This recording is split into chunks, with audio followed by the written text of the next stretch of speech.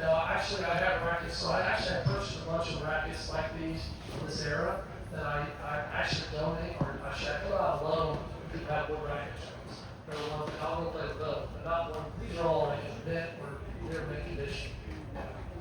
But yes, I do, and my wife over there, I went to a little tennis club, it was 3 years ago, I think it was, and I was gonna play the wood racket benefit tournament over there, and I bought a bunch of wood rackets to help out with it. My wife said, don't do that, you'll get tennis elbow.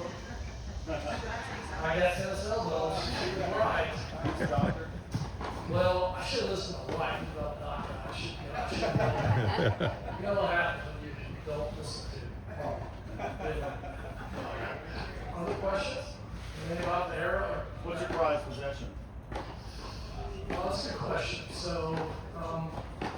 there's probably two things. So I have Pennsylvania can from 1926, which was the very first hermetically sealed can with a key line on there.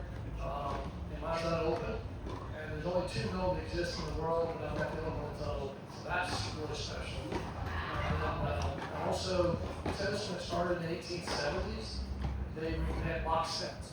So tennis was invented in 1874 by a major in the British Army, and he marketed, he was brilliant at marketing, and he put in these box sets, rackets, balls, nets, the rules, everything you need to go out on your lawn and set up the court. And because England, of course, ruled the seas back then, they went everywhere.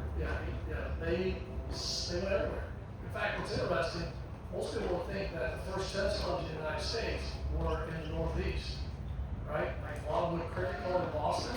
I always hear people say that's the first club, but it wasn't. Anybody know where the first club was in the United States? Chattanooga?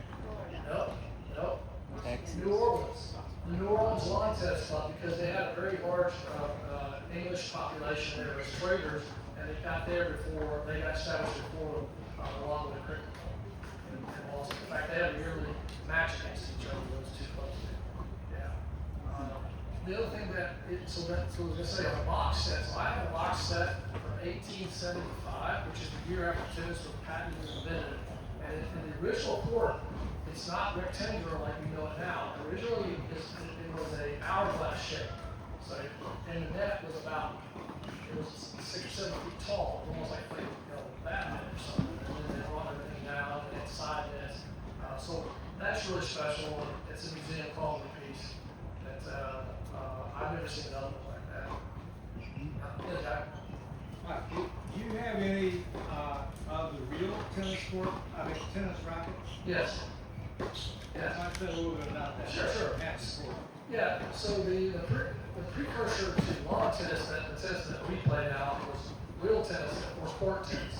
And it was played for hundreds of years by the royalty in Europe. And you mentioned Hampton Court, which you played at Hampton Court, haven't you? Yes. I think so as well. Yes. There's a few tennis courts here. It's a different game in that it looks like tennis, in that there's a court, and it's indoors, and there's a net, but you can hit balls off the wall, and the rackets are tilted. It's to be able to catch balls as they ricochet off the wall. And I don't quite understand. I've watched it played several times. I've even tried to play it myself. The balls are made by the Club Pro, and they make all the balls. And have you played before? I mean, they're hard as a rock, and they don't bounce very well. If you get hit by it hurts. Yes. But that was the predecessor to tennis. And what happened, the earliest lawn tennis rackets were called tilt tops. And they started out that way in the 1870s, but then they flattened them out, or straightened them, I should say. Yeah. Yes?